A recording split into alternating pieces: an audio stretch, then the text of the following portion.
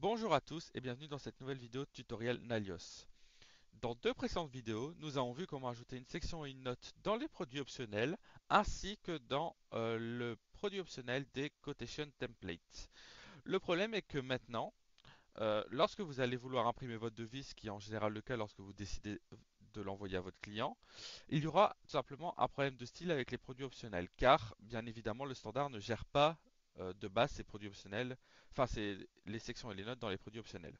Donc lorsqu'on va imprimer, on peut voir qu'ici on a deux sections, donc une section et une note, mais le prix unitaire se met dans la colonne alors que ça ne devrait pas être le cas, et il n'y a pas non plus le style qu'on peut voir dans une colonne classique. Du coup, pour ce faire, il faudra éditer un tout petit peu le rapport custo. Donc ici, par exemple, le premier truc qu'on va faire, on va juste commenter cette partie-là pour en revenir après.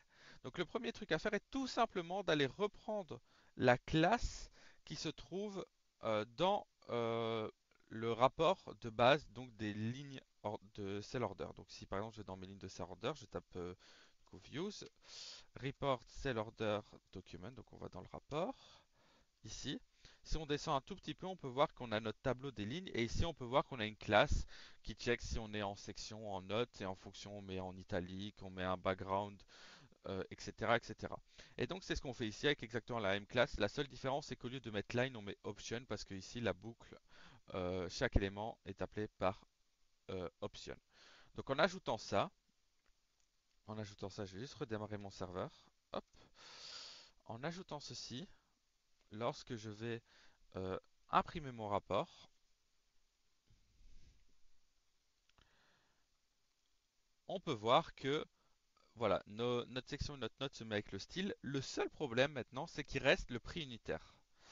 Alors, il suffit tout simplement de juste ajouter une petite condition au niveau de notre rapport, donc ici.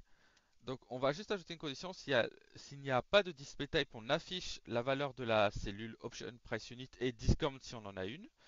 Si jamais il n'y en a pas, donc si jamais il y a plutôt un display type, pardon, alors on n'affichera pas cette cellule. Et donc dans le rapport standard, si on regarde en fait, on a juste ici, hop, hop, on a juste ici nos différentes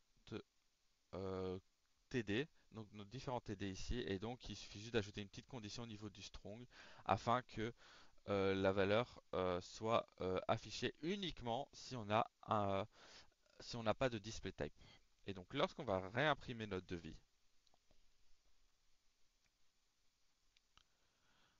on peut désormais voir que la colonne s'affiche toujours, mais que le prix unitaire ne s'affiche plus. Et du coup, on a vraiment une vraie section et une vraie note. J'espère que cette vidéo vous aura plu.